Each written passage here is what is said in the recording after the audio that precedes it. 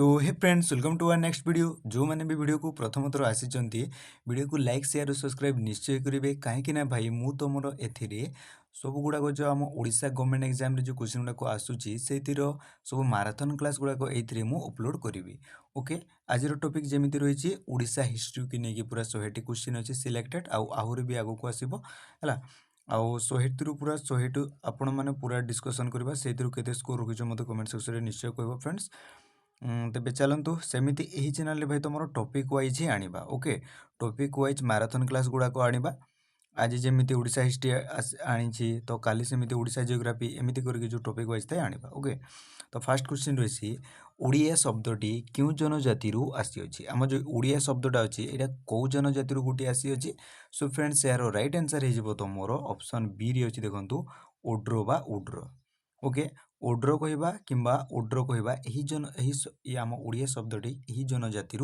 आसी okay friends बुझिल मु direct question पढ़ी आंसर ही कहीदे ऑप्शन गुड़ाक डिस्कसन करेंगे बहुत समय लगी ओके एबे सेकेंड क्वेश्चन अच्छे सेमती देख आम अशोक केबे कलिंग आक्रमण करथिले अशोक कलिंग आक्रमण केबे करथिले यार राइट आंसर हो फ्रेंड्स तुमर ऑप्शन ए रे रही देख 261 बीसी ओके फ्रेंड्स बुझिल यार राइट आंसर हो 260 ख्रीष्टपूर्व जो कहवा इंग्लीश रे कौन रे 261 बीसी कह जाए ओके फ्रेंड्स बुझिल आम अशोकटा कलिंग आक्रमण करी तापर क्वेश्चन को सेमती जावा आउ हाँ यही वीडियो पीडीएफ जब दरकार अच्छे ताले मु डिस्क्रिप्शन में टेलीग्राम चैनल लिंक दे दीची ओके से जाकि यार पीडीएफ नहीं जीवो है सेकेंड क्वेश्चन रही कि कलिंग युद्ध केउ नदी कूल होता आमर कलिंग युद्धटा केउ नदी कूल होता यहाँ भेरी भेरी इजी क्वेश्चन यार राइट आंसर हो तुम दया नदी कूल होता है फ्रेंड्स एवं चलतु परवर्ती क्वेश्चन को जावा देखु उत्तर भी तले कर ओके तो जो मैंने पढ़ुच ए पीडीएफ रू पढ़ तुमको टी कंफर्टेबल रही सेकेंड अच्छी अशोक कलिंग युद्ध विषय क्यों शिलालेखार जना पड़े आम अशोक जो कलिंग युद्ध तो जानी अशोक है ये कलिंग युद्ध विषय क्यों शिलालेखार यहाँ जना पड़ी था यार राइट आंसर हो तुम ऑप्शन ए रे अच्छी देखो 1300 शिलालेख ओके फ्रेंड्स बुझिल 1300 शिलालेख जना पड़ी था कि अशोक कलिंग युद्ध विषय तापर क्वेश्चन कौन रही मोर कलिंग युद्ध पर अशोक क्यों धर्म ग्रहण करते यहाँ भेरी भेरी इंपोर्टाट क्वेश्चन फ्रेंड्स यार राइट आंसर कौन हम यार राइट आंसर हो तुम ऑप्शन बी रे अच्छी देखो बौद्ध धर्म ग्रहण करते मे बी क्वेश्चन आंसर मत डाउट लगुच आपने कन्फर्म है कि मत कह जैन ना बौद्ध ओके तो मे भी बौद्ध हो पारे कलिंग युद्ध आम अशोक धर्म ग्रहण कलिंग युद्ध पर बौद्ध धर्म ग्रहण करते क्वेश्चन को जावा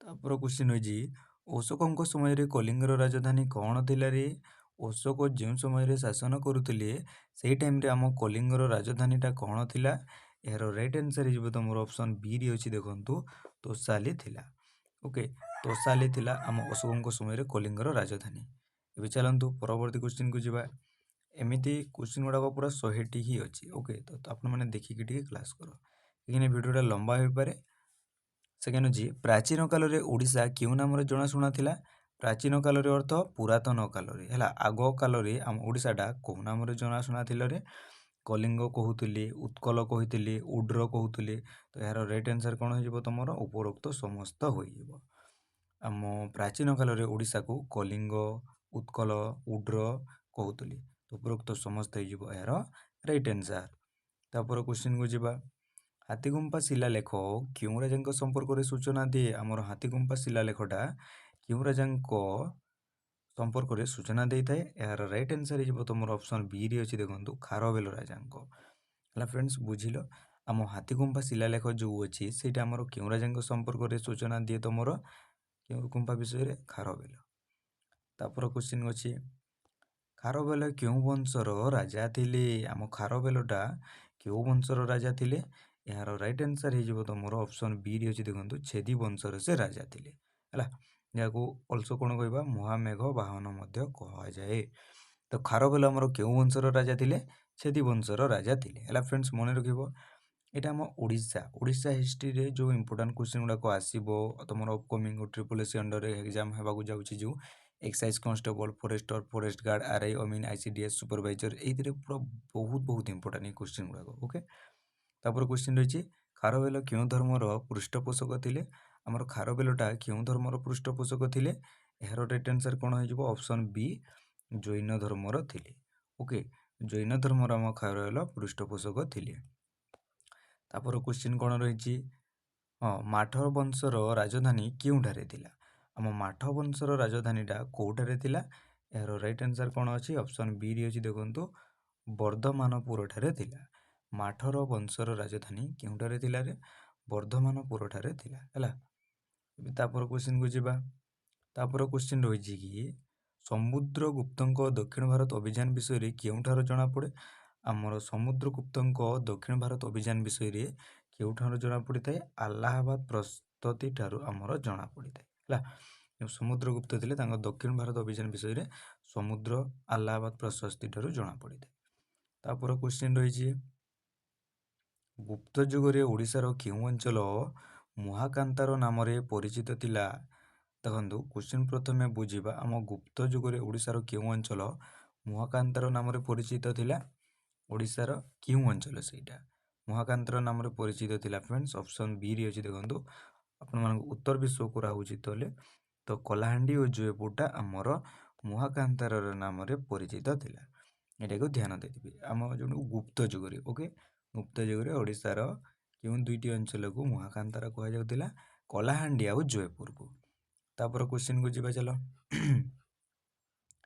चीन पर्यटक हुएनसा केबे ओडिशा आसीथिले आम चीन पर्यटक गोटे हुएनसा विषय तो समस्ते शुणिथिबो से केबे आमर ओडिशा आसीथिले यार राइट आंसर कौन अच्छी देख ऑप्शन बी रही 638 रु 639 ख्रीष्टाब्द मध्य से हुएनसा आमर कौन चीन पर्यटक जी की से ओडिशा को विजिट करते 638 जदि ऑप्शन रे तुमको 638 देछि ताले 38 करि पार 39 देथिले मध्ये 39 करि परिबो। तापर क्वेश्चन जिबा चला हला हुएनसा निज पुस्तक सियुकी रे उड्र देश को कौन बोली कहिथिले आमर देखंतु क्वेश्चन प्रथमे बुझिबा हुएनसा जो चीन रो जो कौन पर्यटक से आमर ओडिशा को विजिट करथिले से गुटे पुस्तक लिखिथिले सियुकी रे ओके एटा ताको चाइनीज भाषाटा भाई छाड़ सियुकी रे आम उड्र देश को तार अर्थ ओडिशा को कौन बोली से कहिथिले यार राइट आंसर हो तुम फ्रेंड्स देखि नबा ए रे अछि देखंतु ऊचा बोली कहिथिले ए भाई तांकर एटा चीन भाषा रे ला ऊचा बोली करी से नाम देथिले आम कौन आम उड्र देश को जोड़ा ओडिशा को किए हुएनसा हला। चलंतु हुचा कहले कौन जो माने जानि छथि कमेंट रे मते कहबो। तुम परवर्ती क्वेश्चन को जीवा आउ देख क्वेश्चन तो यदि शो करुच्ची ताले सेटा को देखनी ओके तुम्हें गेस करके चलो आपन स्कोर केते रखुची। सेकेंड अच्छे लिंगराज मंदिर निर्माण कार्य क्यों राजा आरंभ करते लिंगराज मंदिर निर्माण कार्य क्यों राजा से आरंभ करते यार राइट आंसर हो तुम ऑप्शन ए रे अच्छी देखी ना देख कौन रे जजाति केशरी जी की तुम लिंगराज मंदिर निर्माण करते फ्रेंड्स यहाँ ये विषय तो समस्ते जानी ओके। चलतु परवर्ती क्वेश्चन को जीवा जजाति केशरी आमर लिंगराज निर्माण करते। तापर क्वेश्चन रही भुवनेश्वर परशुरामेश्वर मंदिर क्यों वंश द्वारा निर्मित आमर भुवनेश्वर रे गोटे परशुरामेश्वर मंदिर अच्छी सेटा क्यों वंश द्वारा निर्मित होइची यार राइट आंसर जो option B Shailabhava okay friends Shailabhava Parshuram मंदिरटा आम यही वंश द्वारा शैलभव वंश द्वारा परशुरामेश्वर मंदिर भुवनेश्वर निर्माण होइची ओके फ्रेंड्स बुझिल। तापर क्वेश्चन को जीवा लिंगराज मंदिर निर्माण कार्य किए शेष करते तो आरंभ किए करते तुम जजाति केशरी आरंभ करते शेष किए करते क्वेश्चन बुझिल शेष करते आमर शेष करते उद्यत केशरी आमर शेष करते ओके आरंभ करते ये आमर स्टार्ट करते ओके स्टार्ट करते आउ ये आमर शेष करते काम को लिंगराज मंदिर किए कि उद्यत केशरी है फ्रेंड्स बुझिल। क्वेश्चन देखो यही मु ऑप्शन ए को जजाति केशरी को टिक मारिली तो पिला माने एटा को भी हाँ जजाति केशरी आमर शेष करते एमती ही बुझंती हेले मु कोटा कहूँ सेटा को ठीक से शुण ओके जजाति केशरी लिंगराज मंदिर स्टार्ट करते आ उद्यत केशरी सेटा को शेष करते। तापर क्वेश्चन को जीवा चलो କେଉଁ ବଂଶରେ ଅନେକ ମହିଳା ଶାସକ ଥିଲେ? ଆମର ବଂଶ ଗୁଡ଼ାକ ତ ଅଛି ଜାଣିଛ ଓଡ଼ିଶା ହିଷ୍ଟ୍ରିରେ, ସେମିତି କେଉଁ ବଂଶରେ କ୍ୱେଶ୍ଚିନ୍ ହଁ କେଉଁ ବଂଶରେ ଅନେକ ମହିଳା ଶାସକ ଥିଲେ ରେ? ଏହାର ରାଇଟ୍ ଆନ୍ସର୍ ହେଇଯିବ ତମର ଦେଖିଦେବା ସିରେ ରହିଛି ଭୌମକର ବଂଶର କ'ଣ ଭୌମକର ବଂଶରେ ଏହି ରାଜବଂଶରେ ଆମର ଅନେକ ମହିଳା ଶାସକ ମାନେ ଥିଲେ। କେଉଁ ରାଜବଂଶରେ? ଭୌମକର ରାଜବଂଶରେ ହେଲା। ତାପରେ କ୍ୱେଶ୍ଚିନ୍କୁ ଯିବା। କ୍ୱେଶ୍ଚିନ୍ ରହିଛି କି ଏଥିର ଉତ୍ତର ହିଁ ଦେଖାଯିବ କାହିଁକିନା ପିଡ଼ିଏଫ୍କୁ ସବୁ କଭର କଲା ମାତ୍ରେ। ଓଡ଼ିଶା ଇତିହାସର ସୁବର୍ଣ୍ଣ ଯୁଗ କେଉଁ ବଂଶର ଶାସନ କାଳକୁ କୁହାଯାଏ? କ୍ୱେଶ୍ଚିନ୍ ପ୍ରଥମେ ବୁଝେଇ ଦେଉଛି ଦେଖ, ଆମ ଓଡ଼ିଶା ଇତିହାସର ସୁବର୍ଣ୍ଣ ଯୁଗ ବୋଲି କେଉଁ ବଂଶର ଶାସନ କାଳକୁ କୁହାଯାଏ? ଆପଣମାନେ ତ ଜାଣିଥିବ ଆମ ଓଡ଼ିଶାରେ ଆଗ ତମର ବଂଶମାନଙ୍କରେ ରାଜତ୍ୱ ଚାଲିଥିଲା, ସେମିତି କେଉଁ ବଂଶର ଶାସନ କାଳକୁ ଆମେ ସୁବର୍ଣ୍ଣ ଯୁଗ ବୋଲି କହିଥାଉ ଓଡ଼ିଶା ଇତିହାସର ହେଲା। ତ ଏହାର ରାଇଟ୍ ଆନ୍ସର୍ ହେଇଯିବ ତମର ଅପସନ୍ ବିରେ ରହିଛି ଦେଖନ୍ତୁ ଗଙ୍ଗବଂଶର। ଓକେ ଫ୍ରେଣ୍ଡସ୍, ଗଙ୍ଗବଂଶର ହେଲା ଏହି ବଂଶର ଶାସନ କାଳକୁ ଆମେ ସୁବର୍ଣ୍ଣ ଯୁଗ ବୋଲି ଆମ ଓଡ଼ିଶା ଇତିହାସରେ କହିଥାଉ। ତାପର କ୍ୱେଶ୍ଚିନ୍କୁ ଯିବା। ତାପର କ୍ୱେଶ୍ଚିନ୍ କ'ଣ ରହିଛି? ପୁରୀ ଜଗନ୍ନାଥ ମନ୍ଦିର କିଏ ନିର୍ମାଣ କରିଥିଲେ? ଆମ ପୁରୀର ଜଗନ୍ନାଥ ମନ୍ଦିରଟା କିଏ ନିର୍ମାଣ କରିଥିଲେ? ଏହାର ରାଇଟ୍ ଆନ୍ସର୍ ହେଇଯିବ ତମର ଅପସନ୍ ଏରେ ଅଛି ଦେଖନ୍ତୁ ଅନନ୍ତ ବର୍ମ ଚୋଡ଼ଗଙ୍ଗ ଦେବ। ଅନନ୍ତ ବର୍ମ ଚୋଡ଼ଗଙ୍ଗ ଦେବ ଆମ ପୁରୀର ଜଗନ୍ନାଥ ମନ୍ଦିରକୁ ନିର୍ମାଣ କରିଥିଲେ ହେଲା। ଫ୍ରେଣ୍ଡସ୍, ଏବେ ଚାଲନ୍ତୁ ପରବର୍ତ୍ତୀ କ୍ୱେଶ୍ଚିନ୍କୁ ଯିବା। ପରବର୍ତ୍ତୀ କ୍ୱେଶ୍ଚିନ୍ ରହିଛି କି କୋଣାର୍କ ମନ୍ଦିର ବିଷୟରେ ଆସିଛି। ଓକେ, ତ କୋଣାର୍କ ସୂର୍ଯ୍ୟ ମନ୍ଦିର କିଏ ନିର୍ମାଣ କରିଥିଲେ? କୋଣାର୍କର ସୂର୍ଯ୍ୟ ମନ୍ଦିରକୁ କିଏ ନିର୍ମାଣ କରିଥିଲେ? ଏହାର very very easy question. Narasingha Deva ପ୍ରଥମ ନିର୍ମାଣ କରିଥିଲେ, ଆମର ଯେଉଁଟାକୁ ଅଲସୋ କ'ଣ କହିବାରେ ଲାଙ୍ଗୁଳା ନରସିଂହ ଦେବ ମଧ୍ୟ କୁହାଯାଏ, ଯିଏକି ଆମର କୋଣାର୍କ ସୂର୍ଯ୍ୟ ମନ୍ଦିର ନିର୍ମାଣ କରିଥିଲେ। ଓକେ ଫ୍ରେଣ୍ଡସ୍, ବୁଝିଲ ହେଲା। ଆଉ ୟୁନେସ୍କୋ ସାଇଟ୍ରେ କେବେ ଅନ୍ତର୍ଭୁକ୍ତ ହୋଇଥିଲା କୋଣାର୍କ ଲିଙ୍ଗରାଜ ମନ୍ଦିର? ଯେଉଁମାନେ ଆମର କ'ଣ କୋଣାର୍କ ସୂର୍ଯ୍ୟ ମନ୍ଦିର ଯେଉଁମାନେ ଜାଣିଛନ୍ତି ମୋତେ କମେଣ୍ଟ ସେକ୍ସନରେ ନିଶ୍ଚୟ ଜଣାଇବ ହେଲା। ଆଜିର ଭିଡ଼ିଓରେ ଏଇଟା ହେଲା, ଏଇ କ୍ୱେଶ୍ଚିନ୍ ହେଲା ତମର ଟାସ୍କ। ତ କୋଣାର୍କ ସୂର୍ଯ୍ୟ ମନ୍ଦିର କେତେ ମସିହାରେ ୟୁନେସ୍କୋ ସାଇଟ୍ରେ ଅନ୍ତର୍ଭୁକ୍ତ ହେଲା ମୋତେ କମେଣ୍ଟରେ କୁହ ହେଲା। କହିସାରିଲ, ଏବେ ଚାଲନ୍ତୁ ପରବର୍ତ୍ତୀ କ୍ୱେଶ୍ଚିନ୍କୁ ଯିବା। ପରବର୍ତ୍ତୀ କ୍ୱେଶ୍ଚିନ୍ ରହିଛି ପ୍ରସିଦ୍ଧ କବି ଜୟଦେବ କେଉଁ ରାଜାଙ୍କ ସମୟରେ ରାଜା ଥିଲେ? ଓକେ, ପିଡ଼ିଏଫ୍ ଯଦି ଠିକ୍ ସେ ଶୋ କରୁନି ତାହେଲେ ତମର ଭିଡ଼ିଓର କ୍ୱାଲିଟିଟା ଟିକେ ଠିକ୍ କରିଦିଅ। ତ ପ୍ରସିଦ୍ଧ କବି ଜୟଦେବ ସେ କେଉଁ ରାଜାଙ୍କ ସମୟରେ ଥିଲେ? ଏହାର ରାଇଟ୍ ଆନ୍ସର୍ ହେଇଯିବ ତମରରେ କ'ଣ ହେବ? ଅପସନ୍ ବିରେ ରହିଛି ଦେଖନ୍ତୁ ରାଜରାୟ ଦ୍ୱିତୀୟ। ରାଜରାୟ ଦ୍ୱିତୀୟଙ୍କ ସମୟରେ ଆମର ଜୟଦେବ କ'ଣ ଲେଖିଥିଲେ ଫେମସ୍ ତ ଆପଣମାନେ ଜାଣିଥିବ, ଯେଉଁ ଗୀତ ଗୋବିନ୍ଦ ଥିଲା ତାଙ୍କର ହେଲା। ଗୀତ ଗୋବିନ୍ଦ ଆମର କିଏ ଲେଖିଥିଲେ? ଜୟଦେବ ଲେଖିଥିଲେ ହେଲା। ବୁଝିଲ, ତ ସେ ଯେଉଁ ପ୍ରସିଦ୍ଧ କବି ଜୟଦେବ ସେ କେଉଁ ରାଜାଙ୍କ ସମୟରେ ଥିଲେ? ରାଜରାଜ। ଓକେ, ପରବର୍ତ୍ତୀ କ୍ୱେଶ୍ଚିନ୍କୁ ଯିବା। ଗଜପତି ବଂଶର ପ୍ରତିଷ୍ଠାତା କିଏ ଥିଲେ ସେମିତି କୁହ ମୋତେ ଏବେ। ଗଜପତି ବଂଶର ପ୍ରତିଷ୍ଠାତା କିଏ ଥିଲେ? ଏହାର ରାଇଟ୍ ଆନ୍ସର୍ ହେଇଯିବ ତମର ଅପସନ୍ ବିରେ ରହିଛି ଦେଖନ୍ତୁ କପିଳେନ୍ଦ୍ର ଦେବ ଥିଲେ। କପିଳେନ୍ଦ୍ର ଦେବ ଥିଲେ ଆମ ଗଜପତି ବଂଶର ପ୍ରତିଷ୍ଠାତା ହେଲା। ଫ୍ରେଣ୍ଡସ୍, କନଫ୍ୟୁଜ୍ ହେବେନି, କ୍ୱେଶ୍ଚିନ୍କୁ ଭଲ ଭାବରେ ବୁଝ। ଆମ ଗଜପତି ବଂଶ ଯେଉଁ ଅଛି ସେଇଥିର କ'ଣ ଥିଲେ? ଆମର ପ୍ରତିଷ୍ଠାତା ଥିଲେ ହେଲା। ଆଉ ଡିସ୍କ୍ରିପ୍ସନରେ ଠିକ୍ସେ ଦେଖିବ, ତଳେ ମୁଁ ମୋର ମେନ୍ ଚ୍ୟାନେଲ୍ର ଲିଙ୍କ୍ ମଧ୍ୟ ଦେଇଦେଇଛି। ସେ ମେନ୍ ଚ୍ୟାନେଲ୍କୁ ଯାଅ, ସେଠି ମଧ୍ୟ ସବସ୍କ୍ରାଇବ୍ କର। ଆଉ ସେଇଥିରେ ତୁମର ଡେଲି ମକ୍ ଟେଷ୍ଟ ଭିଡ଼ିଓ ଗୁଡ଼ାକ ଜିକେ ହୋଇଗଲା, ତାପରେ କମ୍ପ୍ୟୁଟର ହୋଇଗଲା, ଓଡ଼ିଆ ଗ୍ରାମାର ହୋଇଗଲା ହେଲା, ଏମିତି ସିଲେକ୍ଟେଡ଼ ସବଜେକ୍ଟ ଗୁଡ଼ାକ ପୁରା ଜିକେ କ୍ୱେଶ୍ଚିନ୍ ଗୁଡ଼ାକ ଅପଲୋଡ଼ କରାହେଉଛି, ସେଇଥିରେ ତୁମେମାନେ ଯାଇକି ପଢ଼। ଆଉ ଏହି ଚ୍ୟାନେଲ୍ରେ ମୁଁ କ'ଣ କରିବି କି ପୁରା ତୁମର ମାରାଥନ୍ କ୍ଲାସ୍ ଗୁଡ଼ାକ ଏଇଥିରେ ମୁଁ ଅପଲୋଡ଼ କରିବି। ଓକେ, ଭିଡ଼ିଓ ଆସିବାରେ ଏଇ ଚ୍ୟାନେଲ୍ରେ ଲେଟ୍ ବି ହୋଇପାରେ କାହିଁକିନା କ୍ୱେଶ୍ଚିନ୍ ଗୁଡ଼ାକୁ ସବୁ ସିଲେକ୍ଟ କରିବା ଇଏ କରିବା ହେଲା। ସେକେଣ୍ଡ ରହିଛି ଓଡ଼ିଆ ମହାଭାରତ କିଏ ରଚନା କରିଥିଲେ? ଭେରି ଭେରି ଇଜି କ୍ୱେଶ୍ଚିନ୍ରେ ଆମ ଓଡ଼ିଆ ମହାଭାରତ କିଏ ରଚନା କରିଥିଲେ? ଏହାର ରାଇଟ୍ ଆନ୍ସର୍ କ'ଣ ହେବ? ଏହାର ରାଇଟ୍ ଆନ୍ସର୍ ହେଇଯିବ ତମର ଅପସନ୍ ବିରେ ରହିଛି ଦେଖ ସାରଳା ଦାସ ନିର୍ମାଣ କରିଥିଲେ। କ'ଣ ରଚନା କରିଥିଲେ? ଆମର ଓଡ଼ିଆ ମହାଭାରତ। ଓକେ, କିଏ ଓଡ଼ିଆ ମହାଭାରତ କିଏ ରଚନା କରିଥିଲେ? ସାରଳା ଦାସ। ତାପରେ କ୍ୱେଶ୍ଚିନ୍ ରହିବା ଦେଖନ୍ତୁ, ମୁଁ ପଢ଼ାଇଲା ବେଳେ ଗୋଟେ କ୍ୱେଶ୍ଚିନ୍କୁ ଡବଲ୍ ରିପିଟ୍ କରିଦିଏ କାହିଁକିନା ଭାଇ ସେଇଟା ପଢ଼ାଇଲା ଟାଇମ୍ରେ ଅଟୋମେଟିକଲି ସେଇଟା ବାହାରିଯାଏ ହେଲା। ତାପରେ କ୍ୱେଶ୍ଚିନ୍ ରହିଛି କ'ଣ କି କେଉଁ ଯୁଦ୍ଧ ପରେ କୃଷ୍ଣା ନଦୀ ବିଜୟନଗର ଏବଂ ଓଡ଼ିଶା ମଧ୍ୟରେ ସୀମା ହେଲା? କେଉଁ ଯୁଦ୍ଧ ସରିଲା ପରେ କୃଷ୍ଣା ନଦୀ ବିଜୟନଗର ଆଉ ହେଲା ଆଉ ଓଡ଼ିଶା ମଧ୍ୟରେ ସେଇଟା ସୀମା ହେଇଥିଲା? କୃଷ୍ଣା ନଦୀଟା ବିଜୟନଗର ଓଡ଼ିଶା ମଧ୍ୟରେ ସେଇଟା ସୀମା ହେଲା କେଉଁ ନଦୀ ସରିଲା ପରେ? ଏହାର ରାଇଟ୍ ଆନ୍ସର୍ ହେଇଯିବ ତମର ଅପସନ୍ ବି ଉଦୟଗିରି ଯୁଦ୍ଧ ସରିଲା ପରେ କୃଷ୍ଣା ନଦୀ ବିଜୟନଗର ଆଉ ଓଡ଼ିଶା ମଧ୍ୟରେ ଏଇଟା ସୀମା ହୋଇଥିଲା।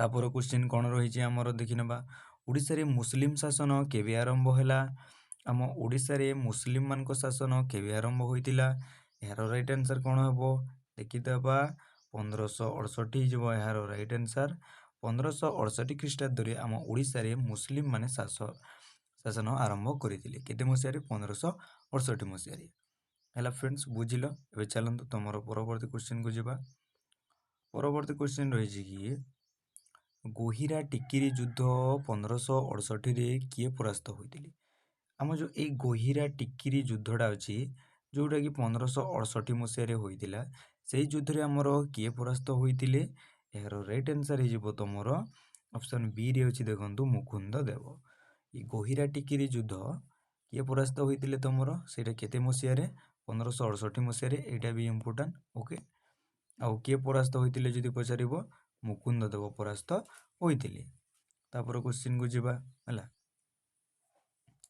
तापर क्वेश्चन कौन रही क्यों गजपति राजा समय रे श्री चैतन्य ओडिशा आसीतिले आमर क्यों गजपति राजा समय रे से आम श्री चैतन्य ओडिशा गस्तरे आसीतिले यार राइट आंसर हो तुमर ऑप्शन सी रे रही देख प्रताप रुद्रदेव ओके प्रताप रुद्रदेव समय रे आम एही राजा गजपति राजा समय रे श्री चैतन्य ओडिशा आसीतिले हला फ्रेंड्स एबे चलंतु तुमर आहुरी क्वेश्चन गुड़ाक अच्छी भाई क्वेश्चन एबे किछि होइनी हला सेकेंड अछि ओडिशार शेष स्वाधीन हिंदू राजा किए थिले आम ओडिशार शेष स्वाधीन जे कि हिंदू राजा ओके से हिंदू राजा थिले आम ओडिशार स्वाधीन हेबार शेष स्वाधीन अर्थ बुझुछ आम ओडिशार स्वाधीन हिंदू राजा किए थिले राइट आंसर हो तुम ऑप्शन बी रे अछि देखंतु मुकुंद देव थिले हला जे कि गोहिरा टिकिरी युद्ध 1568 मसीह होइतिला सेदिरे से परास्त होइतिले हला किए मुकुंद देव तापर क्वेश्चन को देखि देबा चलो क्यों मुस्लिम शासन प्रथमे ओडिशा दखल करथिले एटा वेरी वेरी इंपोर्टेंट क्वेश्चन रे तुमर क्यों मुस्लिम शासक जे कि प्रथमे करी ओडिशा दखल करथिले यार राइट आंसर हो तुमर ऑप्शन बी रे अछि देखंतु हला ऑप्शन बी रे रही देखो सुलेमान खां करानी ओके सुलेमान खां करानी जे कि मुस्लिम शासक थिले आ से प्रथमे ओडिशा दखल करथिले हला फ्रेंड्स बुझिलो एबे देखंतु एबे आसिला कला पहाड़ किए थिले कला पहाड़ विषय क्वेश्चन एटा तुमर कला पहाड़ किए थिले आमर कला पहाड़ विषय तो समस्ते जानिथिबो तो कला पहाड़ थिले भाई आम सुलेमान करानी सेनापति थिले हला फ्रेंड्स बुझिलो प्रथमे करू ओडिशा को दखल क्यों माने क्यों कौन क्यों शासक से थिले आमर कौन कि मुस्लिम शासक थिले सुलेमान करानी आमर मुस्लिम शासक थिले तांकर सेनापति किए थिले आमर कला पहाड़ जेटा कि आपण माने जानिथिबो हला तो कला पहाड़ गोटे किए सुलेमान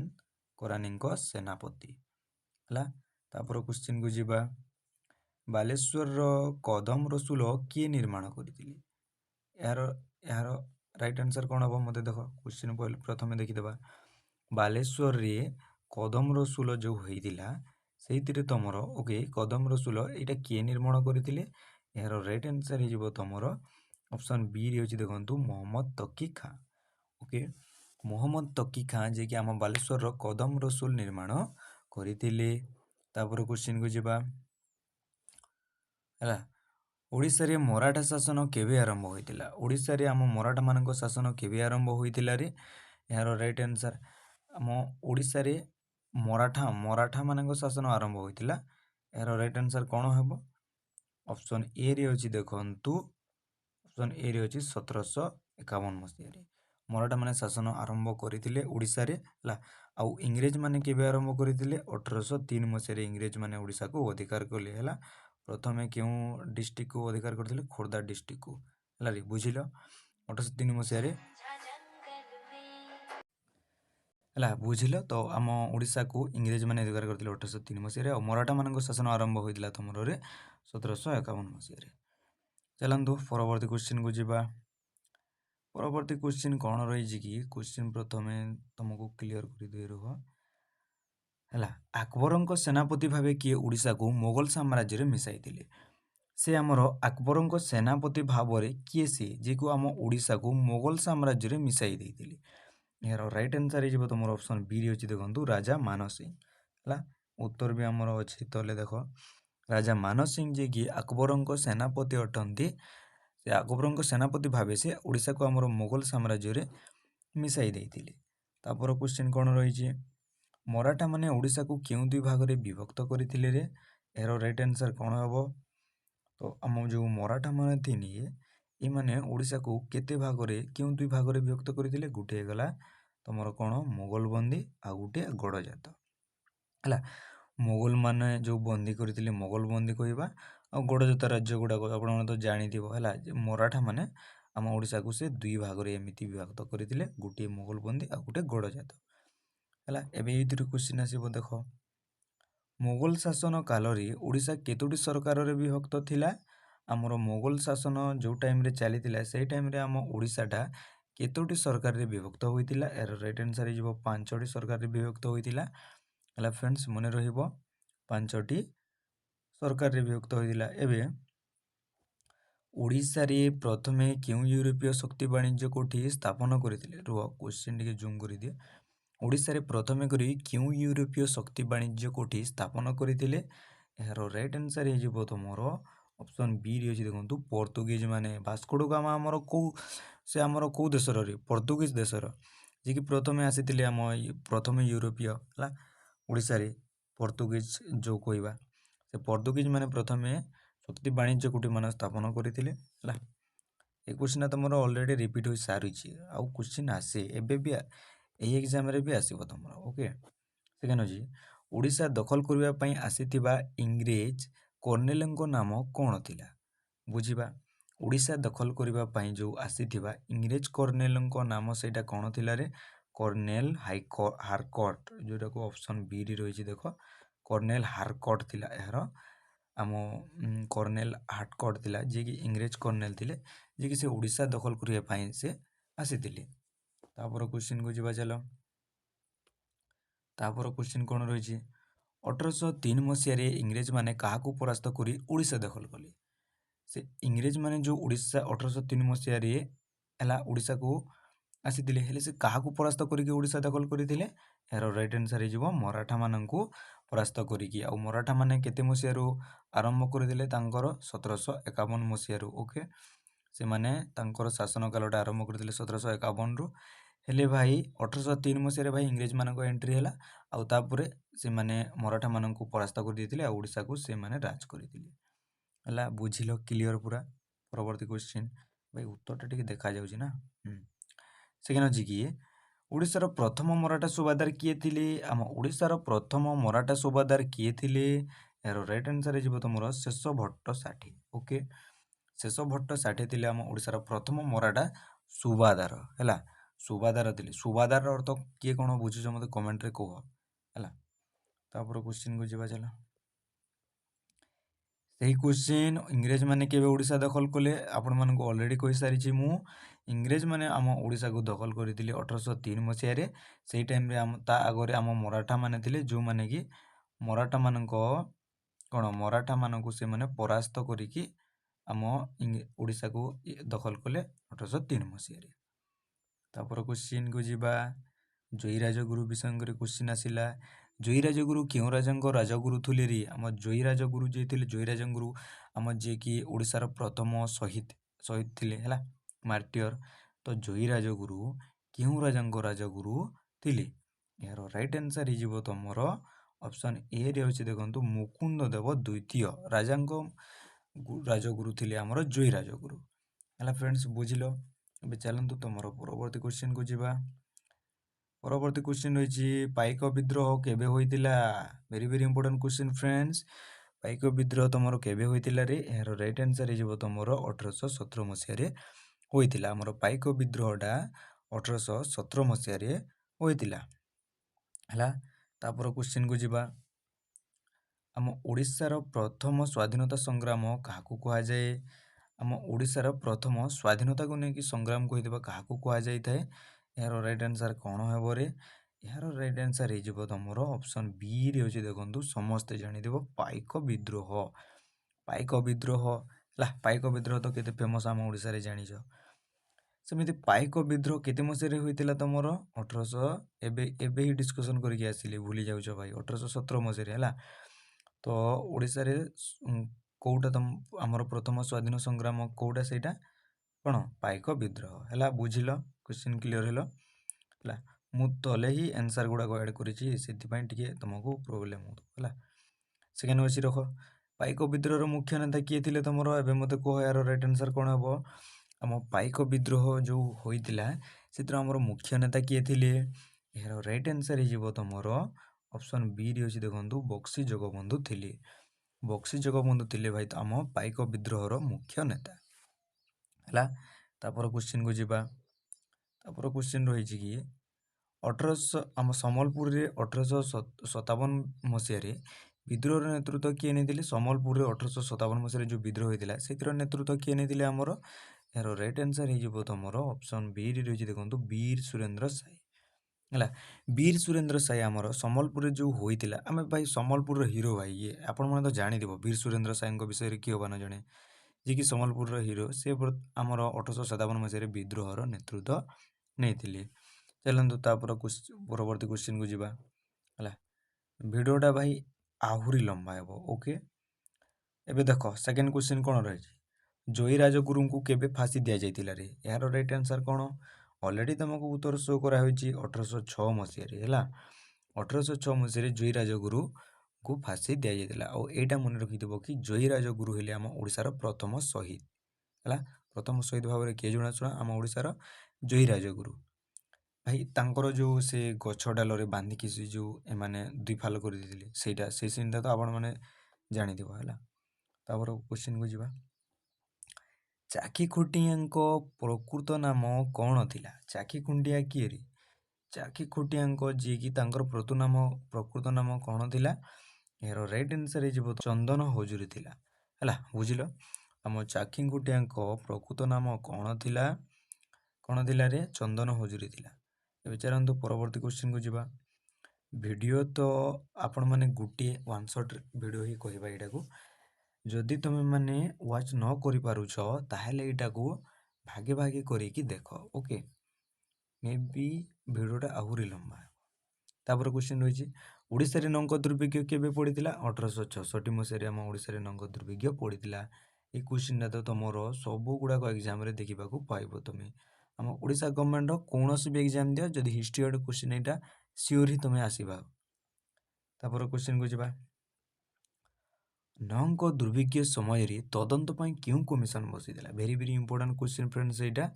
ଯେଉଁ ନଙ୍କ ଦୁର୍ଭିକ୍ଷ ପଡ଼ିଥିଲାରେ ତମର ନଙ୍କ ଦୁର୍ଭିକ୍ଷ ସେ ସମୟରେ ତଦନ୍ତ କରିବା ପାଇଁ କେଉଁ କମିଶନ ବସିଥିଲା? ଏହାର ରାଇଟ୍ ଆନ୍ସର୍ ହେଇଯିବ ତମର ଅପସନ୍ ବିରେ ଅଛି ଦେଖନ୍ତୁ କ୍ୟାମ୍ପବେଲ୍ କମିଶନ ବସିଥିଲା ହେଲା। ଫ୍ରେଣ୍ଡସ୍ ବୁଝିଲ କ୍ୟାମ୍ପବେଲ୍ କମିଶନ ବସିଥିଲା ଯେ ଟାଇମ୍ରେ ନଙ୍କ ଦୁର୍ଭିକ୍ଷ ସମୟରେ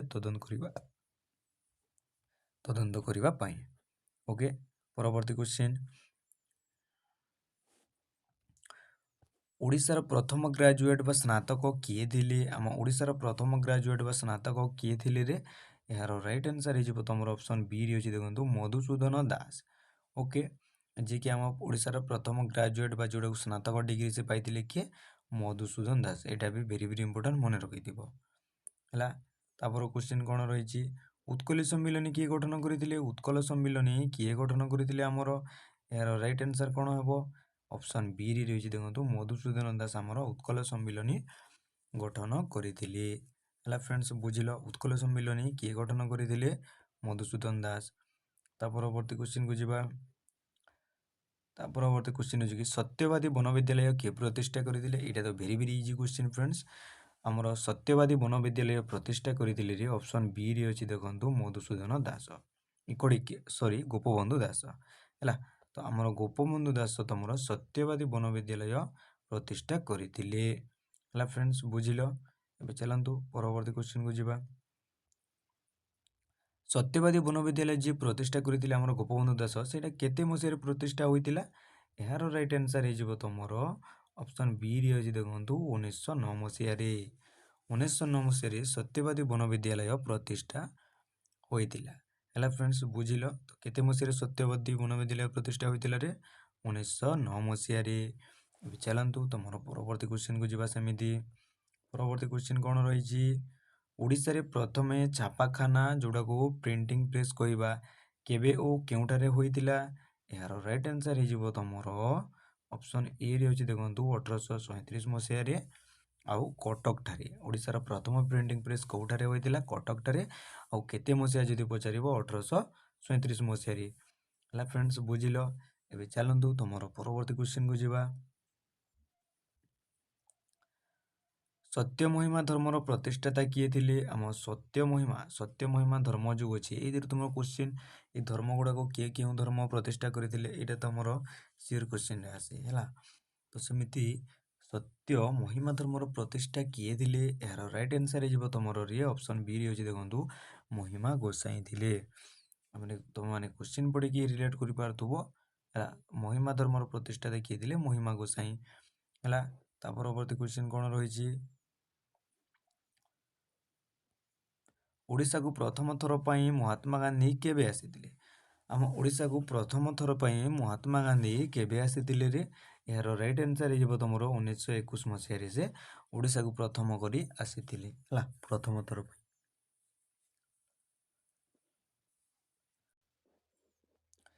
ହେଲା, ବୁଝିଲ? ପ୍ରଥମ ଥର ପାଇଁ ସେ କେବେ ଆସିଥିଲେ? 1921 ମସିହାରେ। ହେଲା, 1921 ମସିହାରେ। ପରବର୍ତ୍ତୀ କ୍ୱେଶ୍ଚିନ୍କୁ ଯିବା। ପରବର୍ତ୍ତୀ କ୍ୱେଶ୍ଚିନ୍ ରହିଛି କି କେଉଁ ମହିଳା ନେତ୍ରୀ ଲବଣ ସତ୍ୟାଗ୍ରହରେ ପ୍ରମୁଖ ଭୂମିକା ଗ୍ରହଣ କରିଥିଲେ? ଆମର କେଉଁ ମହିଳା ନେତ୍ରୀ ଯିଏକି ସେ ଲବଣ ସତ୍ୟାଗ୍ରହରେ ତାଙ୍କର ପ୍ରମୁଖ ଭୂମିକା ଗ୍ରହଣ କରିଥିଲେ? ଏହାର ରାଇଟ୍ ଆନ୍ସର୍ ହେଇଯିବ ଅପସନ୍ ଡି ଉପରୋକ୍ତ ସମସ୍ତ। କାହିଁକି ନା ରମା ଦେବୀ, ମାଲତୀ ଚୌଧୁରୀ ଆଉ ସରଳା ଦେବୀ ଏଇ ତିନୋଟି ଯାକ ହିଁ ଆମର ଏଇ ଲବଣ ସତ୍ୟାଗ୍ରହରେ ମୁଖ୍ୟ ଭୂମିକା ଗ୍ରହଣ କରିଥିଲେ।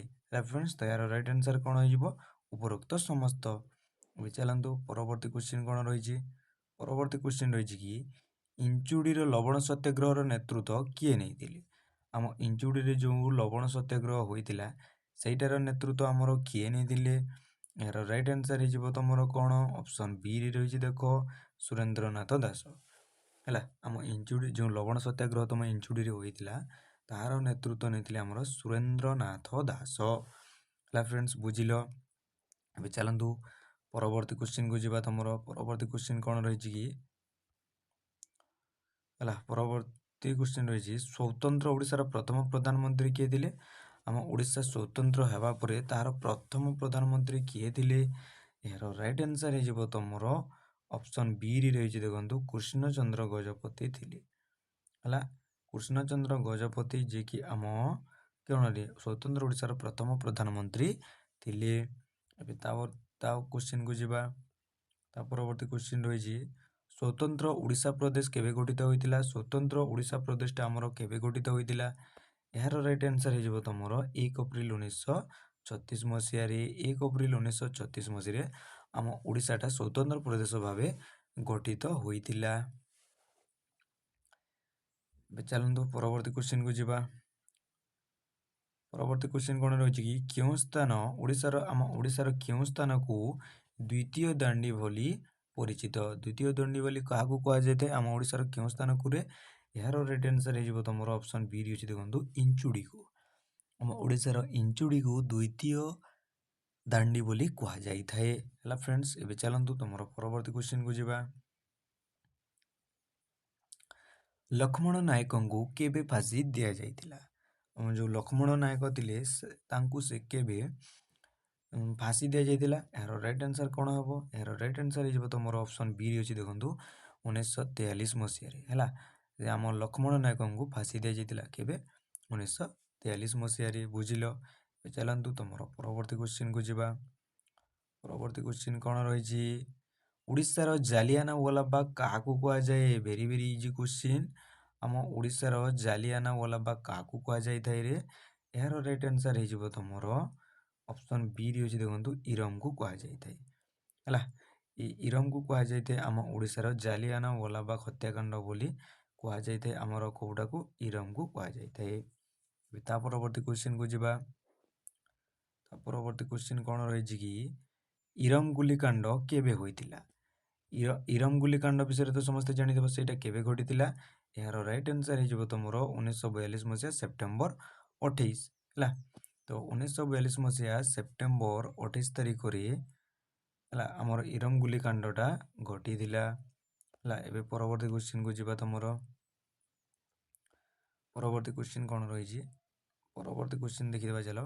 କୋରାପୁଟ ଜିଲ୍ଲାରେ ଭାରତ ଛାଡ଼ ଆନ୍ଦୋଳନର ନେତୃତ୍ୱ କିଏ ନେଇଥିଲେ? ଆମର କୋରାପୁଟ ଜିଲ୍ଲାରେ ଯେଉଁ ଭାରତ ଛାଡ଼ ଆନ୍ଦୋଳନ ହୋଇଥିଲା ତାହାର ନେତୃତ୍ୱ ଆମର କିଏ ନେଇଥିଲେ? ଏହାର ରାଇଟ୍ ଆନ୍ସର୍ ହେଇଯିବ ଅପସନ୍ ଏ, ଲକ୍ଷ୍ମଣ ନାୟକ ନେଇଥିଲେ। ଲକ୍ଷ୍ମଣ ନାୟକ ଯିଏକି କୋରାପୁଟ ଜିଲ୍ଲାର ସେ ଭାରତ ଛାଡ଼ ଆନ୍ଦୋଳନର ନେତୃତ୍ୱ ନେଇଥିଲେ। ହେଲା ଫ୍ରେଣ୍ଡସ୍, ବୁଝିଲ। ଏବେ ତା ପରବର୍ତ୍ତୀ କ୍ୱେଶ୍ଚିନ୍କୁ ଯିବା।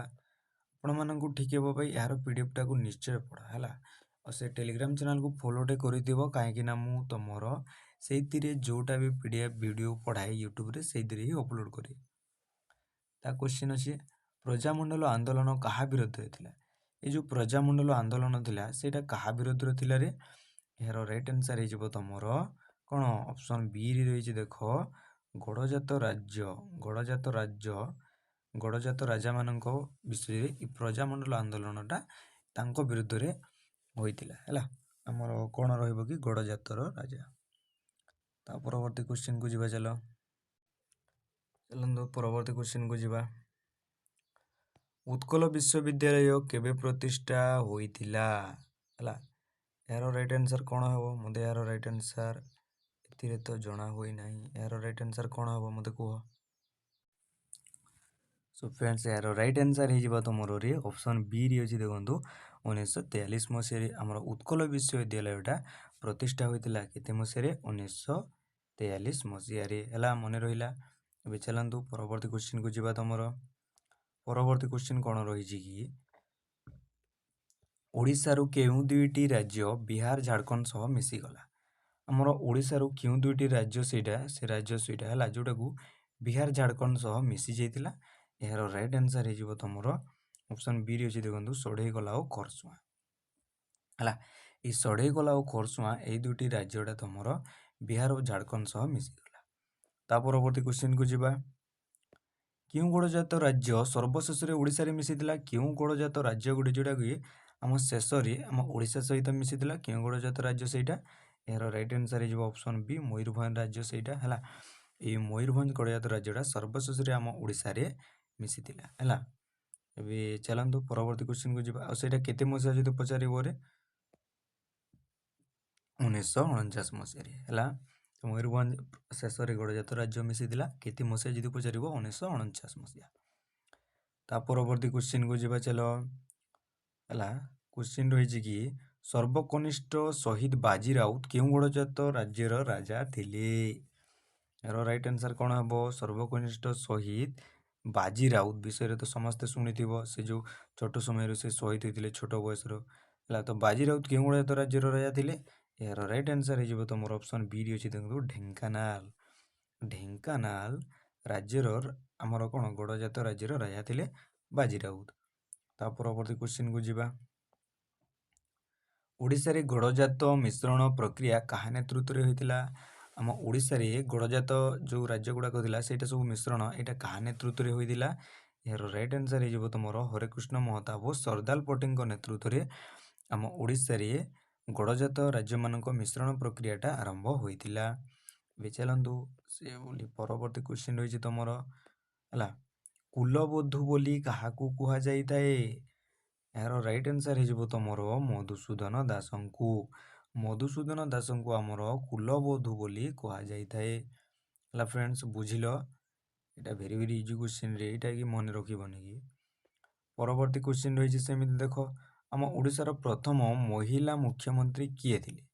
ଆମ ଓଡ଼ିଶାର ପ୍ରଥମ ସେ ଯିଏକି ମହିଳା ମୁଖ୍ୟମନ୍ତ୍ରୀ। ଓକେ, ତ ମହିଳା ମୁଖ୍ୟମନ୍ତ୍ରୀ ଥିଲେ ଭାଇ ତମର ଅପସନ୍ ଦେଖନ୍ତୁ, ମହିଳା ମୁଖ୍ୟମନ୍ତ୍ରୀ ଥିଲେ ସରଳା ଦେବୀ ନା ନନ୍ଦିନୀ ଶତପଥୀ ଥିଲେ। ଓକେ, ନନ୍ଦିନୀ ଶତପଥୀ ହେଇଯିବ ଏହାର correct answer. Okay, Nandini Satapathy ଥିଲେ ଏହାର ରାଇଟ୍ ଆନ୍ସର୍ କ'ଣ ହେବ? ନନ୍ଦିନୀ ଶତପଥୀ, ଯିଏକି ଓଡ଼ିଶାର ପ୍ରଥମ ମହିଳା ମୁଖ୍ୟମନ୍ତ୍ରୀ। ତା ପରବର୍ତ୍ତୀ କ୍ୱେଶ୍ଚିନ୍କୁ ଯିବା। ଆମ କଂଗ୍ରେସର ଇତିହାସ ଏହି ପୁସ୍ତକକୁ କିଏ ଓଡ଼ିଆରେ ଅନୁବାଦ କରିଥିଲେ? ଆମ କଂଗ୍ରେସର ଇତିହାସ ଏଇଟା ହେଲା ପୁସ୍ତକର ନାମ। ହେଲା, ସେଟାକୁ କିଏ ଓଡ଼ିଆରେ ଅନୁବାଦ କରିଥିଲେ ରେ? ଏହାର ରାଇଟ୍ ଆନ୍ସର୍ ହେଇଯିବ ତମର ଅପସନ୍ ଏରେ ଅଛି। ଦେଖନ୍ତୁ, ସରଳା ଦେବୀ। ହେଲା ଫ୍ରେଣ୍ଡସ୍, ବୁଝିଲ। ସରଲା ଦେବୀ ଆମ କଂଗ୍ରେସର ଇତିହାସ ଯେଉଁ ପୁସ୍ତକ ଥିଲା ସେଇଟାକୁ ଓଡ଼ିଆରେ ଅନୁବାଦ କରିଥିଲେ। ପରବର୍ତ୍ତୀ କ୍ୱେଶ୍ଚିନ୍କୁ ଯିବା ତମର। ବନ୍ଦୀର ଆତ୍ମକଥା ପୁସ୍ତକର ରଚୟିତା କିଏ? ବନ୍ଦୀର ଆତ୍ମକଥା, ବନ୍ଦୀ ଅର୍ଥ ଯେଉଁ ବନ୍ଦୀ କରାଯାଇଥାଏ ତାହାର ଆତ୍ମକଥା ଏହି ପୁସ୍ତକର ରଚୟିତା କିଏ ତମର? ଏହାର ରାଇଟ୍ ଆନ୍ସର୍ ହେଇଯିବ ତମର କ'ଣ ହେଇଯିବ ରେ ରାଇଟ୍ ଆନ୍ସର୍? ଗୋପବନ୍ଧୁ ଦାସ ହେଇଯିବ ଏହାର କରେକ୍ଟ ଆନ୍ସର୍। ଗୋପବନ୍ଧୁ ଦାସ ଆମର ବନ୍ଦୀର ଆତ୍ମକଥା ପୁସ୍ତକର ରଚୟିତା ଅଟନ୍ତି। ଏବେ ପରବର୍ତ୍ତୀ କ୍ୱେଶ୍ଚିନ୍କୁ ଯିବା ତମର। ଉତ୍କଳ ଗୌରବ କିଏ? ଆମ ଓଡ଼ିଶାର ବା ଉତ୍କଳ ଯେଉଁଟାକୁ ଓଡ଼ିଶାର ପୁରୁଣା ନାମ ଉତ୍କଳ ଅଟେ। ଆମ ଓଡ଼ିଶାର ଗୌରବ କିମ୍ବା ଉତ୍କଳର ଗୌରବ କିଏ ଅଟନ୍ତି? ଏହାର ରାଇଟ୍ ଆନ୍ସର୍ ହେଇଯିବ ତମର ଅପସନ୍ ଏରେ ଅଛି ଦେଖନ୍ତୁ ମଧୁସୂଦନ ଦାସ। ପିଲାମାନେ କନଫ୍ୟୁଜ୍ ହୁଅନ୍ତି ରାଓ କି ଦାସ, ରାଓ କି ଦାସ ବୋଲିକି, ତ ଦାସ ହେଇଯିବ ଏହାର କରେକ୍ଟ ଆନ୍ସର୍ ହେଲା। ତ କ'ଣ ରେ ଆମ ଦାସ ବାବୁ ଅଟନ୍ତି ମଧୁସୂଦନ ଦାସ ଉତ୍କଳର ଗୌରବ। ଚାଲନ୍ତୁ ପରବର୍ତ୍ତୀ କ୍ୱେଶ୍ଚିନ୍। ଉତ୍କଳମଣି ଉପାଧିରେ କିଏ ଭୂଷିତ? ଏହାଟା ତ ଭେରି ଭେରି ଇଜି କ୍ୱେଶ୍ଚିନ୍ରେ। ତ ଉତ୍କଳମଣି ଭାବରେ ଆମର ଗୋପବନ୍ଧୁ ଦାସ ଭୂଷିତ ଅଟନ୍ତି, ଯେଉଁଟାକି ଆପଣମାନେ ଛୁଆମାନଠୁ ପଢ଼ି ଆସିଛ ହେଲା। କିଏ? ଗୋପବନ୍ଧୁ ଦାସ ଉତ୍କଳମଣି ଭାବରେ ପରିଚିତ ଅଟନ୍ତି। ସମାଜ ଖବରକାଗଜର ପ୍ରତିଷ୍ଠାତା କିଏ? ସମାଜ ଖବରକାଗଜର ପ୍ରତିଷ୍ଠାତା କିଏ ସେମିତି? ସମାଜ ଖବରକାଗଜର ପ୍ରତିଷ୍ଠାତା ଅଟନ୍ତି ରେ ଗୋପବନ୍ଧୁ ଦାସ। ଏଇଟା ବି ରାଇଟ୍ ଆନ୍ସର୍ ହେଇଯିବ ତମର ଗୋପବନ୍ଧୁ ଦାସ ଅଟନ୍ତି ସମାଜ ଖବରକାଗଜର ପ୍ରତିଷ୍ଠାତା। ଏବେ ଚାଲନ୍ତୁ ସେପରି ପରବର୍ତ୍ତୀ କ୍ୱେଶ୍ଚିନ୍କୁ ଯିବା। ପରବର୍ତ୍ତୀ କ୍ୱେଶ୍ଚିନ୍ କ'ଣ ରହିଛି? ବରୀଠାରେ ସେବାଘର କିଏ ପ୍ରତିଷ୍ଠା କରିଥିଲେ? ବରୀଠାରେ ସେବାଘର ଏଇଟା କିଏ ପ୍ରତିଷ୍ଠା କରିଥିଲେ? ଏହାର ରାଇଟ୍ ଆନ୍ସର୍ ହେଇଯିବ ତମର ରମାଦେବୀ ପ୍ରତିଷ୍ଠା କରିଥିଲେ ହେଲା ଫ୍ରେଣ୍ଡସ୍, ବୁଝିଲ। ରମାଦେବୀ ତମର ପ୍ରତିଷ୍ଠା କରିଥିଲେ। ସେକେଣ୍ଡ ଅଛି ଓଡ଼ିଶାରେ ପ୍ରଥମ ମହିଳା ଯିଏ କୋର୍ଟଙ୍କ ଆଦେଶରେ ଜେଲ୍ ଯାଇଥିଲେ। ଆମ ଓଡ଼ିଶାର ପ୍ରଥମ ମହିଳା ଯିଏକି ସେ କୋର୍ଟ ଯେଉଁ ଆଦେଶ ଦେଇଥିଲେ ତାପରେ ସେ ଜେଲ୍ ଯାଇଥିଲେ, ସେ କିଏ? ଏହାର ରାଇଟ୍ ଆନ୍ସର୍ ହେଇଯିବ ଅପସନ୍ ବି ସରଳା ଦେବୀ। ଓକେ, ତ ସରଳା ଦେବୀ ଆମର ଓଡ଼ିଶାର ପ୍ରଥମ ମହିଳା ଯିଏକି କୋର୍ଟଙ୍କ ଆଦେଶରେ ସେ ଜେଲ୍ ଯାଇଥିଲେ ହେଲା। ତା ପରବର୍ତ୍ତୀ କ୍ୱେଶ୍ଚିନ୍ କ'ଣ ରହିଛି? ଉତ୍କଳ ଦିବସ କେବେ ପାଳନ କରାଯାଇଥାଏ? ଆମ ଓଡ଼ିଶାର ପିଲା ହେଇକି ଭାଇ ତୁମେ ଉତ୍କଳ ଦିବସ ବିଷୟରେ ଜାଣିନାହଁ, ଏଇଟା ତ ଅସମ୍ଭବ। ତ ସେମିତି ପିଲାମାନେ ଜାଣି ବି ନଥିବେ, କେତେ ପିଲା ଅଛନ୍ତି। ସେମିତି ଆମ ଉତ୍କଳ ଦିବସ ପାଳନ କରାଯାଇଥାଏ ଏପ୍ରିଲ 1ରେ, 1 ଏପ୍ରିଲରେ ଆମର ଉତ୍କଳ ଦିବସ ପାଳନ କରାଯାଇଥାଏ ହେଲା। ସେଇ ଟାଇମ୍ରେ ଯେଉଁ ଟାଇମ୍ କି ଆମ ଓଡ଼ିଶାଟା କ'ଣ ଇଂରେଜମାନଙ୍କ ଠାରୁ ମୁକ୍ତି ହୋଇଥିଲା। ତା ପରବର୍ତ୍ତୀ କ୍ୱେଶ୍ଚିନ୍ ରହିଛି ପଞ୍ଚସଖା ଯୁଗ କାହା ସମୟରେ ହୋଇଥିଲା? ପଞ୍ଚସଖା କେଉଁଟା ତ ଆପଣମାନେ ସେଇଟା ବି ଡିସ୍କସନ୍ କରିବାନି, ଛାଡ଼, ଭିଡ଼ିଓ ଲମ୍ବା ଆହୁରି ଲମ୍ବା ହୋଇଯିବ। ଯେଉଁ ପଞ୍ଚସଖା ଥିଲେ ସେଇ ଯୁଗଟା ଥିଲା ସେଇଟା କେଉଁ ସମୟରେ ଥିଲା, କାହା ସମୟରେ ହୋଇଥିଲା? ଏହାର ରାଇଟ୍ ଆନ୍ସର୍ ହେଇଯିବ ତମର ଅପସନ୍ ବିରେ ଅଛି ଦେଖନ୍ତୁ ପ୍ରତାପ ରୁଦ୍ରଦେବଙ୍କ ସମୟରେ। ପଞ୍ଚସଖା ଯୁଗ ହେଲା ପ୍ରତାପ ରୁଦ୍ରଦେବଙ୍କ ସମୟରେ ହୋଇଥିଲା। ଏଇ ପଞ୍ଚସଖାଟାକୁ ଭାଇ ଆମେ ଗୋଟେ ଅନ୍ୟ କ୍ଲାସ୍ରେ ଡିସ୍କସନ୍ କରିବା। ଓକେ, ଏଇଥିରେ ବହୁତ ସାରା କ୍ୱେଶ୍ଚିନ୍ ଅଛି। ଏବେ ଚାଲନ୍ତୁ ପରବର୍ତ୍ତୀ କ୍ୱେଶ୍ଚିନ୍କୁ ଯିବା ତମର।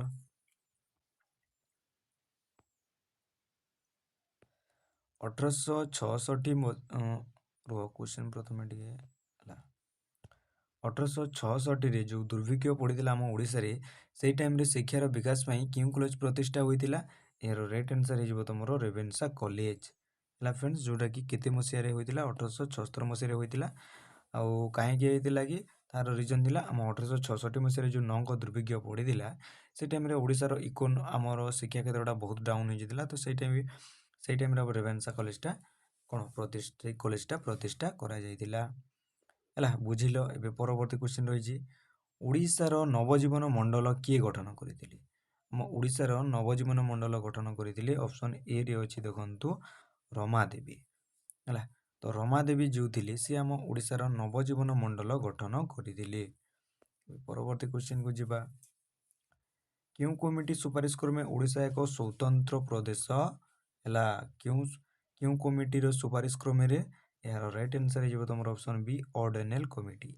ଅର୍ଡନେଲ୍ କମିଟିଙ୍କ ସୁପାରିଶ କ୍ରମେ ଓଡ଼ିଶା ଏକ ସ୍ୱତନ୍ତ୍ର ପ୍ରଦେଶ ଭାବେ ଗଠିତ ହୋଇଥିଲା ହେଲା ଫ୍ରେଣ୍ଡସ୍, ବୁଝିଲ। ପରବର୍ତ୍ତୀ କ୍ୱେଶ୍ଚିନ୍ ରହିଛି ଭୁବନେଶ୍ୱର ପୂର୍ବରୁ ଓଡ଼ିଶାର ରାଜଧାନୀ କେଉଁଠାରେ ଥିଲା? ଭୁବନେଶ୍ୱର ହେବା ପୂର୍ବରୁ ଆମ ଏବେକାର ରାଜଧାନୀ କେଉଁଟାରେ? ଆପଣମାନେ ତ ଜାଣିଥିବ ଅଟେ ଭୁବନେଶ୍ୱର ଅଟେ, ହେଲେ ସେ ଭୁବନେଶ୍ୱର ଆଗରୁ ସେ ପ୍ରଥମେ ଆମ ରାଜଧାନୀଟା କ'ଣ ଥିଲା? ଏହାର ରାଇଟ୍ ଆନ୍ସର୍ ହେଇଯିବ ଅପସନ୍ ବି କଟକ ଥିଲା ହେଲା। ଭୁବନେଶ୍ୱର ପୂର୍ବରୁ ଆମ କଟକ ଥିଲା ଏହାର ରାଜଧାନୀ। ଆଉ ହଁ ଏଇଟା ବି କ୍ୱେଶ୍ଚିନ୍ ଆସେ କି ପ୍ରଥମେ କ'ଣ ଥିଲା ଆମର କ'ଣ ଥିଲା ରେ କଟକ ଥିଲା, ହେଲେ କଟକରୁ ଏଇ ଯେଉଁ ଭୁବନେଶ୍ୱରକୁ ଚେଞ୍ଜ ହେଲା ଏଇଟା କେତେ ମସିହାରେ ଚେଞ୍ଜ ହେଲା? ଏହାର ଉତ୍ତର ମୋତେ କମେଣ୍ଟ ସେକ୍ସନରେ ନିଶ୍ଚୟ ଜଣାଇବ ହେଲା। ଏବେ ଚାଲନ୍ତୁ ପରବର୍ତ୍ତୀ କ୍ୱେଶ୍ଚିନ୍କୁ ଯିବା। ଆଉ ଭାଇ ଯେଉଁଟା ବି ତୁମକୁ କମେଣ୍ଟ ସେକ୍ସନରେ ଜଣାଇବ କହୁଛି ମୁଁ କହିଦେବି ଫ୍ଲୋ ଥ୍ରୋଲି ତୁମକୁ, ସେଇଟା ତୁମର ମନେ ରହିବନି। ଓକେ, ଯଦି ସେଇଟାକୁ ତୁମେ ଟାସ୍କ ଭାବିକି ଆଉ ମୁଁ ବି ଜାଣିନି ବୋଲିକି ତୁମେ ଯଦି ଯେଉଁଠି ବି ତୁମେ ଦେଖିକି କର କିମ୍ବା ଗୁଗୁଲରେ ସର୍ଚ୍ଚ କର ଆଉ ଯଦି କହିବ ସେଇଥିରେ ତୁମର ଟିକିଏ ମନେ ତ ଏମିତି ପୁରା ତ ମନେ ରହିଯିବନି, ହେଲେ ଅପସନ୍ ଗୁଡ଼ାକ ଦେଖିଲା ମାତ୍ରେ ତୁମେ କ୍ୱେଶ୍ଚିନ୍ର ଆନ୍ସର୍ ଫଟାକ୍ସେ କରିପାରିବ ହେଲା। ମୋର ମୋଟିଭଟା ଏଇଆ କି ତୁମେ ମାନେ ଅପସନ୍କୁ ଦେଖିଲା ମାନେ କ୍ୱେଶ୍ଚିନ୍କୁ ଯେମିତି ଜାଣିପାରିବ ଆଉ ଆନ୍ସର୍ ଦେଇପାରିବ ହେଲା। ତ ସେଥିପାଇଁ ବେଲେ ବେଲେ ମୁଁ କ୍ୱେଶ୍ଚିନ୍କୁ ଆପଣମାନେ କମେଣ୍ଟରେ କହେ, କାହିଁକିନା ତୁମ ମାଇଣ୍ଡକୁ ତୁମେ ପ୍ରେସର୍ ଦିଅ କି ମୁଁ ବି ଚ୍ୟାନେଲରେ କ'ଣ ଭିଡ଼ିଓରେ କମେଣ୍ଟ କରେ। ଓକେ, ସେକେଣ୍ଡ କ୍ୱେଶ୍ଚିନ୍ ଅଛି ଆମ ଓଡ଼ିଶାରେ ବ୍ରାହ୍ମ ସମାଜର ପ୍ରତିଷ୍ଠାତା କିଏ ଥିଲେ? ଓଡ଼ିଶାରେ ବ୍ରାହ୍ମ ସମାଜର ପ୍ରତିଷ୍ଠାତା କିଏ ଥିଲେ ରେ? ଏହାର ରାଇଟ୍ ଆନ୍ସର୍ ହେଇଯିବ ତୁମର ଅପସନ୍ ଏ ରହିଛି, ଦେଖନ୍ତୁ ହରାନାଥ ଭଟ୍ଟାଚାର୍ଯ୍ୟ। ଓକେ, ଆମ ଓଡ଼ିଶାରେ ବ୍ରାହ୍ମ ସମାଜର ପ୍ରତିଷ୍ଠାତା ଥିଲେ କିଏ? ହରାନାଥ ଭଟ୍ଟାଚାର୍ଯ୍ୟ ହେଲା। ତା ପରବର୍ତ୍ତୀ କ୍ୱେଶ୍ଚିନ୍କୁ ଯିବା। ଏବେ ଦେଖ ଓଡ଼ିଶାରେ ରେଳ ଚଳାଚଳ କେବେ ଆରମ୍ଭ ହେଲା? ଆମ ଓଡ଼ିଶାରେ ରେଳ ଚଳାଚଳ ଆରମ୍ଭ ହୋଇଥିଲା 1896 ମସିହାରେ ହେଲା। ଫ୍ରେଣ୍ଡସ୍ ବୁଝିଲ, ଆମ ଓଡ଼ିଶାରେ ରେଳ ଚଳାଚଳ କେବେ ଆରମ୍ଭ ହେଲାରେ? 1896 ମସିହାରେ ଆମ ଓଡ଼ିଶାରେ ରେଳ ଚଳାଚଳ ଆରମ୍ଭ ହୋଇଥିଲା। ଏବେ ଚାଲନ୍ତୁ ପରବର୍ତ୍ତୀ କ୍ୱେଶ୍ଚିନ୍କୁ ଯିବା। ଉତ୍କଳ ଦୀପିକା ପତ୍ରିକାର ସମ୍ପାଦକ କିଏ ଥିଲେ? ଉତ୍କଳ ଦୀପିକା ଯେଉଁଟାକୁ ଫେମସ୍ ଆପଣମାନେ ଜାଣିଥିବ, ସେ ଯେଉଁ ପତ୍ରିକା ଥିଲା ତାର ସମ୍ପାଦକ ଥିଲେ କିଏ? ରାଇଟ୍ ଆନ୍ସର୍ ହେଇଯିବ କ'ଣ? ଗୌରୀଶଙ୍କର ରାୟ। ଗୌରୀଶଙ୍କର ରାୟ ଥିଲେ ଆମ ଉତ୍କଳ ଦୀପିକା ପତ୍ରିକାର ସମ୍ପାଦକ ହେଲା। ବୁଝିଲ, ଏବେ ଚାଲନ୍ତୁ ପରବର୍ତ୍ତୀ କ୍ୱେଶ୍ଚିନ୍ କ'ଣ ରହିଛି ଦେଖିଦେବା। ସ୍ୱାଧୀନତା ପରେ ଓଡ଼ିଶାରେ କେତୋଟି ଗଡ଼ଜାତ ରାଜ୍ୟ ମିଶ୍ରଣ ହୋଇଥିଲା? ଆମ ଓଡ଼ିଶାଟା ସ୍ୱାଧୀନତା ହେବା ପରେ କେତୋଟି ଗଡ଼ଜାତ ରାଜ୍ୟ ମିଶ୍ରଣ ହୋଇଥିଲା ରେ? ଏହାର ରାଇଟ୍ ଆନ୍ସର୍ ହେଇଯିବ ଅପସନ୍ ବି ରେ ରହିଛି 26 ଜଣ ହେଲା। 26ଟି ଗଡ଼ଜାତ ରାଜ୍ୟ ମିଶ୍ରଣ ହୋଇଥିଲା ଆମ ଓଡ଼ିଶାଟା ସ୍ୱାଧୀନ ହେବା ପରେ ହେଲା। ଏବେ ପରବର୍ତ୍ତୀ କ୍ୱେଶ୍ଚିନ୍କୁ ଯିବା। ମୟୂରଭଞ୍ଜ କେବେ ଓଡ଼ିଶାରେ ମିଶିଲା? ଆମ ଲାଷ୍ଟରେ କେଉଁ ଗଡ଼ଜାତ ରାଜ୍ୟଟା ମିଶିଥିଲା ତୁମକୁ କହିଥିଲି, ମୟୂରଭଞ୍ଜଟା ଲାଷ୍ଟରେ ମିଶିଥିଲା, ହେଲେ କେତେ ମସିହାରେ ମିଶିଥିଲା? ଏହାର ରାଇଟ୍ ଆନ୍ସର୍ ହେଇଯିବ ଅପସନ୍ ବି 1949 ମସିହାରେ ହେଲା। 1949 ମସିହାରେ ମୟୂରଭଞ୍ଜଟା ଆମର ଓଡ଼ିଶା ସହିତ ମିଶିଥିଲା। ତା ପରବର୍ତ୍ତୀ କ୍ୱେଶ୍ଚିନ୍ ରହିଛି ତ୍ରିକଲିଙ୍ଗ ଅଧିପତି ଉପାଧି କେଉଁ ବଂଶର ରାଜାମାନେ ଧାରଣ କରିଥିଲେ? ତ୍ରିକଲିଙ୍ଗ ଅଧିପତି ଏଇଟା ଗୋଟେ ଉପାଧିଟା ହେଲା, ତ୍ରିକଲିଙ୍ଗ ବୋଲି କୁହାଯିବା। ସେ ଉପାଧିଟା କେଉଁ ବଂଶର ରାଜାମାନେ ଧାରଣ କରୁଥିଲେ? ଏହାର ରାଇଟ୍ ଆନ୍ସର୍ ହେଇଯିବ ତୁମର ଅପସନ୍ ଏ ରେ ରହିଛି, ଦେଖ ସୋମବଂଶୀର। ଓକେ, ସୋମବଂଶୀର ଏହି ବଂଶର ରାଜାମାନେ ତ୍ରିକଲିଙ୍ଗ ଅଧିପତି ଉପାଧି ଧାରଣ କରୁଥିଲେ ହେଲା। ଫ୍ରେଣ୍ଡସ୍ ବୁଝିଲ, ଏବେ ଚାଲନ୍ତୁ ତୁମର ପରବର୍ତ୍ତୀ କ୍ୱେଶ୍ଚିନ୍ କ'ଣ ରହିଛି କି ଭୁବନେଶ୍ୱରର ମୁକ୍ତେଶ୍ୱର ମନ୍ଦିର କେଉଁ ଶୈଳୀର ଉଦାହରଣ? ଆମ ଭୁବନେଶ୍ୱରର ମୁକ୍ତେଶ୍ୱର ମନ୍ଦିର ହେଲା। ଭୁବନେଶ୍ୱରରେ ଗୋଟେ ଅଛି ମୁକ୍ତେଶ୍ୱର ମନ୍ଦିର, ସେଇଟା ଗୋଟେ କେଉଁ ଶୈଳୀର ଉଦାହରଣରେ? ଏହାର ରାଇଟ୍ ଆନ୍ସର୍ କ'ଣ ହେଇଯିବ ତୁମର ଅପସନ୍ ବି ରେ ଅଛି, ଦେଖନ୍ତୁ ନାଗର ବା କଳିଙ୍ଗ ଶୈଳୀର ଗୋଟିଏ ଉଦାହରଣ ଆମର କେଉଁଟା? ଭୁବନେଶ୍ୱରର ମୁକ୍ତେଶ୍ୱର ମନ୍ଦିର ହେଲା। ଫ୍ରେଣ୍ଡସ୍ ବୁଝିଲ, ଚାଲନ୍ତୁ ପରବର୍ତ୍ତୀ କ୍ୱେଶ୍ଚିନ୍କୁ ଯିବା। ଜାତୀୟ କଂଗ୍ରେସର କେଉଁ ଅଧିବେଶନରେ ମାଲତୀ ଚୌଧୁରୀ ଯୋଗ ଦେଇଥିଲେ? ଆମ ଯେଉଁ ଜାତୀୟ କଂଗ୍ରେସ ଥିଲା ସେଇଟା କେଉଁ ଅଧିବେଶନରେ ମାଲତୀ ଚୌଧୁରୀ ଯୋଗ ଦେଇଥିଲେ? ଏହାର ରାଇଟ୍ ଆନ୍ସର୍ ହେଇଯିବ ଅପସନ୍ ବି ରେ ରହିଛି, ଦେଖନ୍ତୁ କରାଚୀ ଅଧିବେଶନରେ ହେଲା। ଫ୍ରେଣ୍ଡସ୍ ଏହାର ଉତ୍ତର ଏଥିରେ ଦେଇଦେଇଛି ମୁଁ, ଏହାର PDF ଯାଇକି ନିଅ ଆଉ ତୁମେ ମାନେ ରିଭିଜନ୍ କର, ପଢ଼, ଯେଉଁଟା କରୁଛ କର ହେଲା। ଜାତୀୟ କଂଗ୍ରେସ ଯେଉଁ କେନ୍ ଅଧିବେଶନରେ ଆମର ମାଲତୀ ଚୌଧୁରୀଟା ଯୋଗ ଦେଇଥିଲେ, ଏଥିରେ ଇମ୍ପୋର୍ଟାଣ୍ଟ ପଏଣ୍ଟ ହେଲା ମାଲତୀ ଚୌଧୁରୀ, ସେ କେତେ? କରାଚୀ ଅଧିବେଶନରେ ହେଲା। ଫ୍ରେଣ୍ଡସ୍ ବୁଝିଲ, ତେବେ ଆଜିର ମାରାଥନ୍ କ୍ଲାସ୍ଟା କେମିତି ଥିଲା ମୋତେ କମେଣ୍ଟ ସେକ୍ସନରେ ନିଶ୍ଚୟ ଜଣାଇବ, ଆଉ 100ଟି କ୍ୱେଶ୍ଚିନ୍ର ଆପଣମାନଙ୍କ ସ୍କୋର୍ କେତେ ରହିଛି ବି କମେଣ୍ଟ ସେକ୍ସନରେ ନିଶ୍ଚୟ ଜଣାଇବ ଫ୍ରେଣ୍ଡସ୍ ହେଲା। ଆଉ ମୁଁ କ୍ୱେଶ୍ଚିନ୍ର ନମ୍ବରଟା ତ ଦେଇନି, ଆପଣମାନେ ଏଇଟା ଭିଡ଼ିଓର କ୍ୱେଶ୍ଚିନ୍ 100ଟି ଅଛି ଜାଣ, ଆଉ ତୁମର କେତୋଟି ପାସ୍ ହେଇଛି ମୋତେ ଏଥିରେ ଜଣାଇବ ହେଲା। ଫ୍ରେଣ୍ଡସ୍ ଆଉ ସେମିତି ନେକ୍ସଟ ଟପିକ୍ ତୁମକୁ କେଉଁ ମାରାଥନ୍ କ୍ଲାସ୍ଟା ଦରକାର ଅଛି ମୋତେ କମେଣ୍ଟ ସେକ୍ସନରେ ନିଶ୍ଚୟ କହିବ। ଆଜିର ଭିଡ଼ିଓକୁ ଏଇଠି ଶେଷ କରୁଛି, ଦେଖା ହେବା ଆମେ ଗୋଟିଏ ନେକ୍ସଟ ମାରାଥନ୍ କ୍ଲାସ୍ରେ ଏହି ଚ୍ୟାନେଲରେ। ଆଉ ମୋ ମେନ୍ ଚ୍ୟାନେଲରେ ଯେଉଁମାନେ କ୍ଲାସ୍ କରିବାକୁ ଚାହୁଁଛନ୍ତି, ମୁଁ ମେନ୍ ଚ୍ୟାନେଲ ମଧ୍ୟ ଡିସ୍କ୍ରିପ୍ସନରେ ଲିଙ୍କ୍ ଦେଇଦେଇଛି, ଆପଣମାନେ ଯାଇକି ସେଇଠାରୁ ମେନ୍ ଚ୍ୟାନେଲକୁ ଭିଜିଟ୍ କର ଆଉ କ୍ଲାସ୍ ଗୁଡ଼ାକ ବି କରିନିଅ। ହେଲା ଫ୍ରେଣ୍ଡସ୍। ତେବେ ଏବେ ଭିଡ଼ିଓକୁ ଏଇଠି ଶେଷ କରୁଛି। ଦେଖା ହେବା ଆମେ ଆଉ ଗୋଟିଏ ନେକ୍ସଟ ଭିଡ଼ିଓରେ। ରହିଲି ଭାଇ, ଜୟ ଜଗନ୍ନାଥ।